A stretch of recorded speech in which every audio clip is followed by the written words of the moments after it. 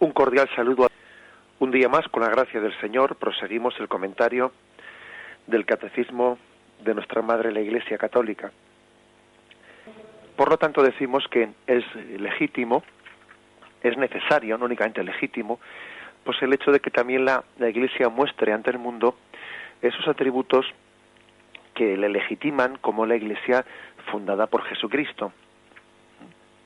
También hay que decir que, como hemos dicho, que el Concilio Vaticano II, en su letra y en su espíritu, introduce unas matizaciones para que eso no sea un motivo de soberbia de delante de los demás. Esas matizaciones que introduce, pues son, como hemos dicho, por una parte, que el hecho de que pensemos que no hay que pensar que toda la verdad se encuentra en la Iglesia Católica, en el sentido de que fuera de ella no existe ningún elemento de verdad. Eso sería falso. Eso sería falso. El hecho de que creamos que la plenitud de los medios que Cristo dio a la Iglesia se encuentran en la Iglesia Católica no quita para que muchos de esos medios puedan estar diseminados también en otras iglesias. El Concilio ha emprendido un camino de reconocimiento de esos elementos de verdad que están en las demás iglesias, elementos de santificación, y la Iglesia pues procede, con una sensibilidad ecuménica, a reconocer que existen esos elementos de verdad. Otro defecto que hay que evitar es el de pensar que la Iglesia ha logrado la perfección. La Iglesia Católica tiene la perfección, de modo que cuando decimos que la Iglesia es una santa, pues pensar que la unidad y la santidad, por ejemplo, pueden ser consideradas ya como una realidad acabada. Y eso tampoco sería cierto. Está en construcción, estamos en camino. No estamos sujetos, hacia esa tensión, hacia ese crecimiento continuo hacia el ideal que Cristo nos dio. O sea, Cristo nos dio pues la santidad y la unidad, pues no únicamente como un atributo ya adquirido, no. Nos lo dio como un don, pero también nos lo dio como una tarea. Lo vamos en camino. Y en tercer lugar también hay que matizar que de esas cuatro notas, una santa, católica y apostólica, pues la nota principal de las cuatro, el atributo principal de las cuatro es la cuarta, la apostolicidad. En el fondo, en la cuarta nota, que la Iglesia es apostólica, se sustentan las otras tres. Ya hemos visto ese texto de San Irineo y ese texto también de San Agustín, en el que claramente pues el argumento principal que ellos utilizaban era la sucesión apostólica. Al final de las cuatro notas, la más demostrativa, podríamos decir, pues es la apostolicidad. Pero vamos el catecismo, siguiendo el orden clásico de la exposición, pues las va comentando pues con este orden: una santa, católica y apostólica. Aunque, como decimos, pues posiblemente racionalmente o apologéticamente, la que es fundamento de todas las demás es la apostolicidad. Dicho esto, pues hay que decir que nos adentramos en este comentario pues con humildad. Con humildad. La humildad no es no creer en la verdad. No, el humilde reconoce la verdad, pero la reconoce no para echarla en cara ante nadie y no para restregarla ante nadie, sino la reconoce como un don inmerecido que Dios ha depositado, que Cristo ha depositado en su Iglesia, pero no alardea de ella humillando a nadie, humillando a nadie. Eso forma parte del estilo ecuménico, del Concilio Vaticano II. La verdad se profesa con humildad, pero no se restriega a nadie para humillarle. Por otra parte, hay que decir que aunque sí que hay criterios para demostrar un poco la veracidad de la Iglesia Católica, pues también es verdad que luego esos criterios no sirven de mucho si no hay una apertura para percibirlos. Porque todos sabemos que en la historia de la Iglesia Católica hay páginas suficientemente oscuras para que quien no quiere creer se excuse en ellas para no dar el paso de la fe. Y en la historia de la Iglesia Católica, cómo no, hay páginas verdaderamente heroicas y maravillosas como para que aquellos que buscan la verdad la encuentren y se abracen a ella. Quiero decir con esto que, como dice el refrán, no hay razones para quien no quiere creer. Y aunque es verdad que hay criterios objetivos, de veracidad, y tenemos que explicarlos, ¿no? Y es nuestra labor explicarlos. También es importantísimo, pues, el purificar la intencionalidad, ¿no?, con la que buscamos la verdad, porque si no buscamos la verdad sinceramente y humildemente, aunque se nos ponga, ¿no?, a un palmo de nuestras narices, no la vamos a reconocer. No la vamos a reconocer, pues porque, bueno, porque no la buscamos, ¿no?, y no tenemos disposición, ¿no?, para abrazarla. Bien, hechas estas matizaciones, ¿no?, nos adentramos, pues, en esta primera nota o primer atributo, que es la Iglesia una. Está explicado a partir del punto 813. Leo el primero de los puntos. La Iglesia es una debido a su origen. El modelo y principio supremo de este misterio es la unidad de un solo Dios Padre e Hijo en el Espíritu Santo, en la Trinidad de personas.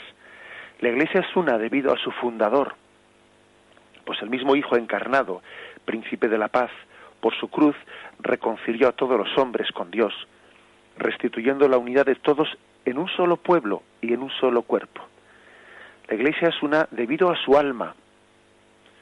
El Espíritu Santo que habita en los creyentes y llena y gobierna a toda la Iglesia realiza esa admirable comunión de fieles y une a todos en Cristo tan íntimamente que es el principio de la unidad de la Iglesia.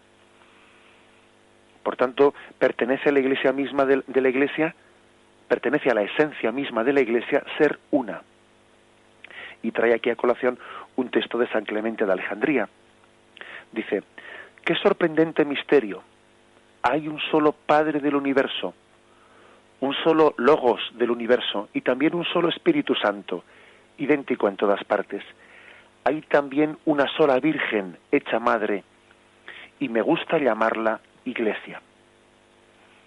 Qué texto tan bello, ¿no?, de San Clemente de Alejandría. Qué joya nos aporta este catecismo, qué joyas en la recopilación de muchos textos de los padres de la Iglesia, ¿no?, de los primeros siglos. Fijaros que dice: hay también una sola Virgen hecha Madre y me gusta llamarla Iglesia. Por lo tanto, la afirmación que está aquí haciendo el catecismo es que la Iglesia es una debido a su origen, en primer lugar, debido a su origen. Al origen en Cristo y al origen en el designio de Dios Padre. En cuanto a la intención de Cristo, pues ya hay una unicidad de la Iglesia. Cristo jamás quiso fundar más de una Iglesia. Cristo es impensable que alguien diga: no, es que Cristo quiso fundar varias iglesias. Eso es absurdo, ¿eh? Cristo tuvo un auténtico deseo, ¿no?, de petición de unidad para nosotros.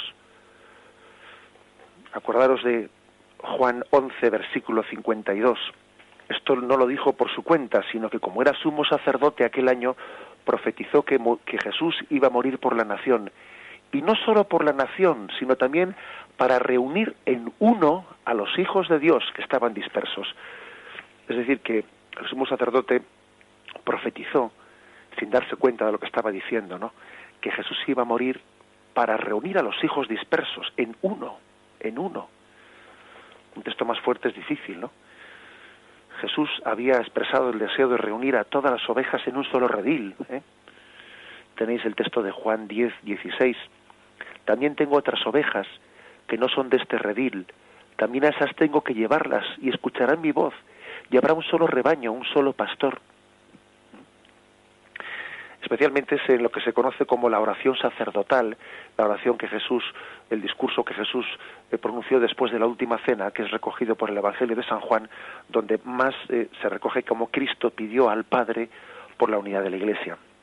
Por ejemplo, Juan 17, 21, que todos sean uno, como tú, Padre, en mí y yo en ti, que ellos también sean uno en nosotros. O por ejemplo, Juan 17, 22, 23, yo les he dado la gloria que tú me diste, para que sean uno, como nosotros somos uno, yo en ellos y tú en mí, para que sean perfectamente uno. Y además también Jesús insiste en que ese ser uno será un signo delante de los demás, para que los demás crean. Juan 17, 21, 23, que todos sean uno, y el mundo conozca que tú me has enviado, y que yo les he amado a ellos como tú me has amado a mí. Así pues, la unidad de la Iglesia aparece como un signo como un signo de credibilidad ante el mundo, para que el mundo crea que sean uno. Y como dice este punto del catecismo que hemos leído, la unidad tiene su principio frontal, pues no solo en esta intención de Cristo, ¿no?, sino también en la unidad de la Trinidad. Es del Dios uno y trino de donde surge la unidad de la Iglesia.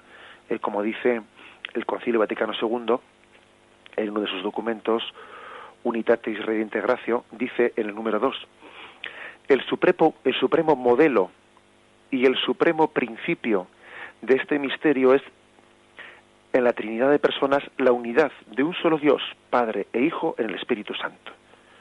Esta es, por lo tanto, digamos, la afirmación primera, que en la Iglesia es una porque en el misterio de Dios es reflejo de la Trinidad, y la Trinidad es una, no está partida.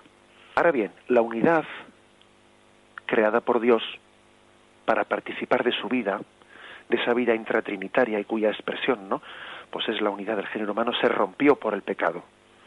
El pecado dispersó al hombre, de modo que Cristo en su redención ha venido a recuperar la unidad perdida. El pecado disgrega, el pecado es como la torre de Babel, que nos disgrega, nos dispersa, y esa unidad que Cristo ha hecho posible por su muerte en la cruz no es otra cosa que la unidad de la Iglesia. Por ello entiende el Concilio que la Iglesia es instrumento o sacramento de la unión íntima entre Dios y el género humano.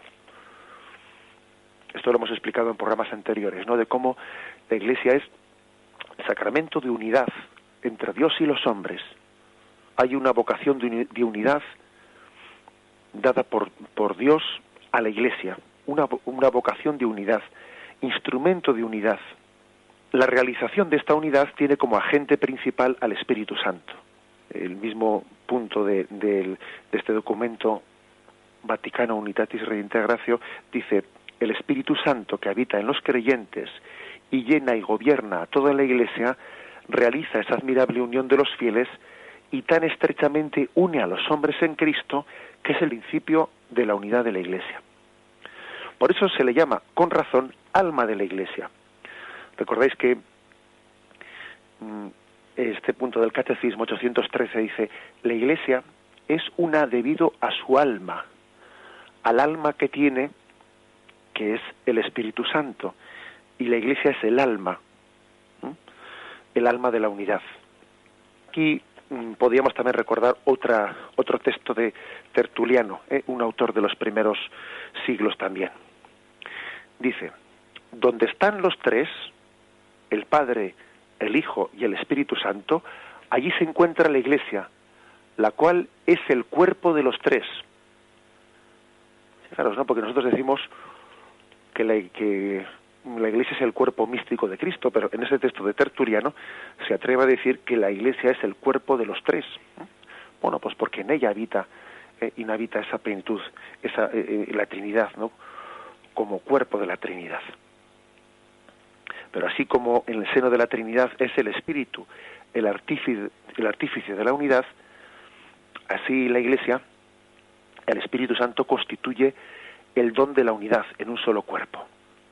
Vamos a hacer un breve descanso, pero antes vamos a leer este texto y tomamos un breve descanso tras leerlo, de Cirilo de Alejandría, de este mismo padre de la Iglesia, del cual el Catecismo en el punto 813 recogía ese punto que hemos dicho: hay una sola Virgen, hecha madre, y me gusta llamarla Iglesia. Dice así también Cirilo de Alejandría: porque todos hemos recibido el mismo y único Espíritu, es decir, el Espíritu Santo. Nosotros estamos todos mezclados, por así decir, los unos con los otros y con Dios. En efecto, aunque seamos múltiples y separados, y aunque en cada uno de nosotros Cristo hace habitar el Espíritu del Padre y suyo propio, ese Espíritu es uno e indivisible. Así Él, por sí mismo, reduce a la unidad los espíritus de cada persona y los hace aparecer a todos en una sola cosa, con Él. Fijémonos, pues, ¿no?, en cómo San Cirilo de Alejandría dice que nuestros espíritus personales, nuestras almas personales, son unificadas, son unidas en el seno de la Iglesia por obra del Espíritu Santo. La Iglesia, pues, es una. Lo meditamos brevemente. Alabado sea Jesucristo.